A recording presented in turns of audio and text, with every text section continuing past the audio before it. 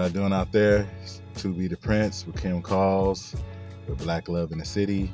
This series is Black Shenanigans, and we're talking about the present. So the present is basically what we experience right now as the present. I think the universe and the creator gives us the present. So the time is now, and that's our moment to seize opportunity, seize new endeavors, whether it's financial, spiritual, health-wise. The time is now. So that's the present that the creator gives us. And I think in a relationship, also the present is something that we should share together, but not for the world to experience your present. I think, as I was talking about earlier, like your Calgon time, your time alone is the present. Everything else that we experience is the past. Like the moment you realize or accept something or talk about something, it's about something that has already happened. So that's the past. So I think the universe gives us the present to experience and to build opportunities and to seek different information, whether it's personal, whether it's family, whether it's financial, or of course in a relationship. Agreed. So again, this is To Be the Prince, Kim Calls. We're going to be talking about that on these series. Again, this is episode 3. Once again, it's been about 2 minutes, 2 and 2, and I'm still talking. So what do you have to say there?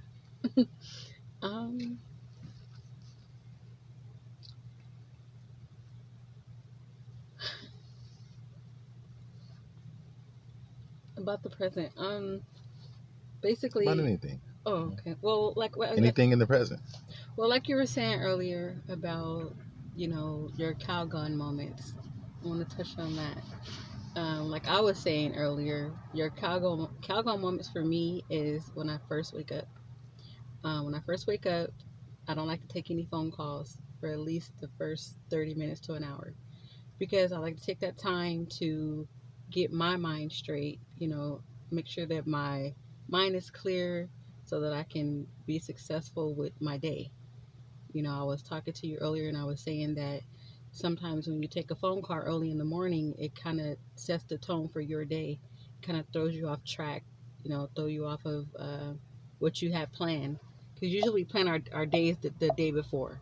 So, but if you get a phone call early in the morning that wakes you up out of your sleep, and it's either, it doesn't have to be anything bad.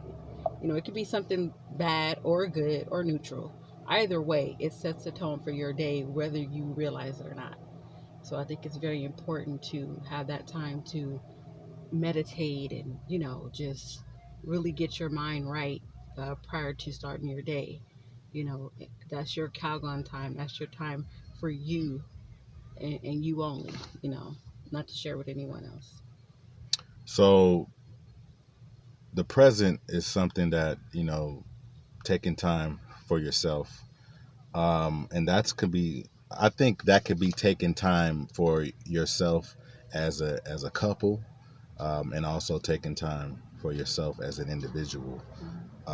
Because once you get that opportunity to reset, and rejuvenate, whether it's as a couple or as an individual, that gives you more energy and more insight and more, more stamina to go out and deal with life's, whether it's successes, problems, you know, responsibilities and stuff like that. So, again,